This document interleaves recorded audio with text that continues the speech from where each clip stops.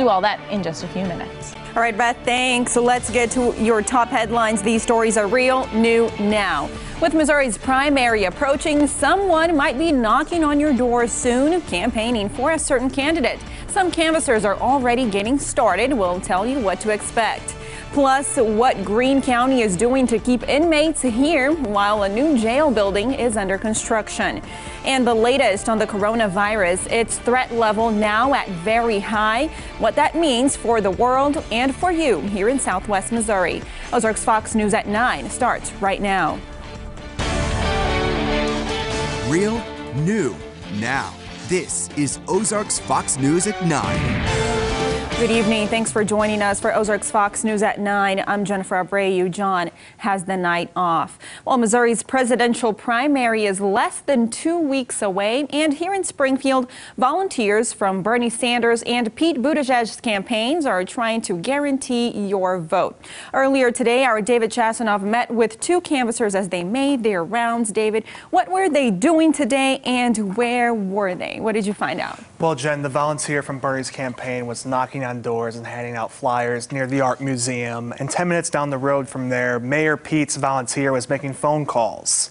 Derek Nolan has been volunteering for Bernie Sanders since 2016. He knocks on doors for 4 hours every day.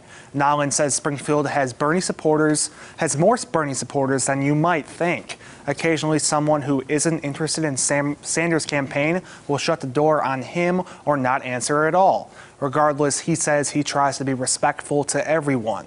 Elena Birch has been volunteering for Pete Buttigieg for a month. She's made more than 50 phone calls. Only one call didn't go how she had hoped. Birch says she believes a lot of people are ready for change, no matter what their political party is.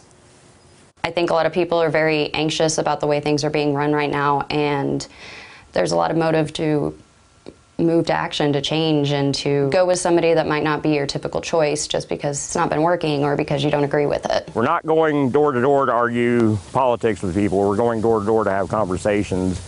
And when we are respectful, when we are friendly, the conversations are generally good, even if we don't necessarily agree on the issues. Nolan says there are areas around Springfield that are more Republican versus Democratic and vice versa, but he believes talking about political issues with people is effective no matter who you side with. David, thank you. Moving on now to local news. While the Greene County Jail is being built, county officials are focusing on keeping costs down until it's completed. And officials say that starts with keeping their own inmates here in Springfield. Currently, Greene County uses jail pods that hold 108 beds, but it's switching to a new model that will hold up to 390 beds. The number of inmates housed across the state is between 200 and 250 inmates, costing around $55 per inmate per day. So Greene County Commissioner Bob Dixon says they will be able to bring many of them back, which will not only save money, but help get people in front of judges faster. Right now, we are driving these people all over the state, and they're just waiting to see a judge. So a judge may say, I want to see so-and-so. Well, they're in, Pettis County. They're sitting in Sedalia. We can't get them here right then. Just having the inmates here in Greene County is going to help additionally with the flow of the criminal justice system. Dixon says the new pods will be cheaper than what the county is paying to transport and house inmates across the state. Looking around the Ozarks, people are remembering a leap day from 8 years ago. On February 29th, 2012, what became known as the Leap Day tornado ripped through Branson, damaging hundreds of buildings. Only minor injuries were reported. 1 year after that EF2 tornado hit, the city of Branson issued $12 million in rebuilding permits. Most of the properties damaged that day have been rebuilt or repurposed. The city has been working on safety measures and emergency preparedness since then, and tonight we are taking a look back.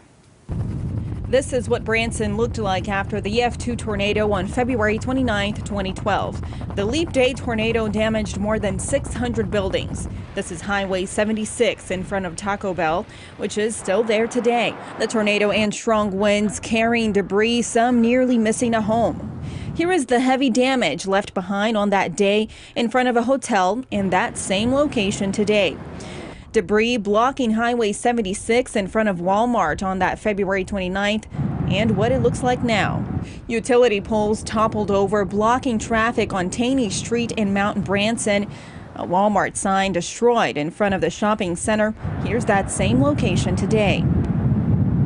Medical news, the World Health Organization says the threat of the coronavirus is growing and has raised its threat level to very high, which is the highest that level can be. However, the agency says there's still a chance of containment. There have been more than 83,000 confirmed cases of coronavirus since the outbreak began in December. White House officials today urging investors and the American public to remain calm as stocks fell sharply and are on track for their worst week since October of 2008. The outbreak leaving industrial centers shut down, emptying shops, and severely limiting global travel. More companies are warning investors that their finances will take a hit because of disruptions to supply chains and sales. Now back here in Springfield, we spoke with the Springfield Greene County Health Department to see how you at home can be ready should COVID-19 pop up here in the Ozarks. Kendra Finley with the Health Department says it's important to remember there are no confirmed cases in Greene County to date. However, she says there are steps you can take to help your chances at preventing the virus. Because we're talking about a respiratory virus, there are known prevention techniques that we're really used to. So if you're sick, you really should stay at home because you don't want to expose others to this illness. And if you're out and you see somebody who's sick, you can help protect yourself by remembering that there's a 6-foot bubble. If you see somebody who's sick, try and remain 6 feet away from that person. Finley says as of right now, surgical face masks are actually not helpful in preventing the virus. She says the public's rush to get these masks could actually hurt health workers who truly need them. And COVID-19 is a virus the world is still learning about, and when there are unknowns surrounding a potential global health hazard, there are sure to be some myths that spread too. Our digital reporter Chris Sick spent the day talking with the Greene County Health Department about some of those myths that they are hearing. And to keep yourself informed, head on over to our website, ozarksfirst.com, and look for this story that you see on your screen. In political coverage for you now, today the House passed a bill package supporters say will help reduce the number of teens using e-cigarettes.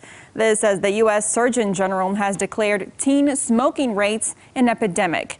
The plan would ban the sale of all flavored tobacco products, including menthol cigarettes. It would outlaw online sales of e-cigarettes and force e-cigarette manufacturers to pay new taxes. The bill had the support of 5 Republicans and most Democrats, although some, like New York Congresswoman Yvette Clarke, say the bill could negatively impact minority communities. Law enforcement would have an additional reason to stop and frisk menthol tobacco users because menthol would be considered illegal under this ban. Other Republicans call the bill government overreach. It now heads to the Senate. The White House has also said it will veto the bill should it make it there. Well, now let's check in with Beth at the Weather Lab. It was actually, before we do that, it is your right to know. Emergency officials in Missouri want to clear up some confusion about tornado sirens.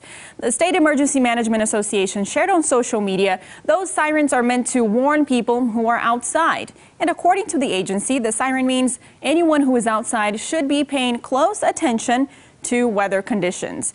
If there is an immediate threat, take shelter immediately. If not, the siren should serve as a warning to go indoors and monitor the weather. Another important thing to note, the sirens usually sound for about 3 minutes, and just because they aren't sounding doesn't mean the threat has passed. One way you can monitor the weather right from your phone is our Weather Experts app. You can get alerts about severe weather in your area and monitor live radar. Well, now let's go check in with Beth.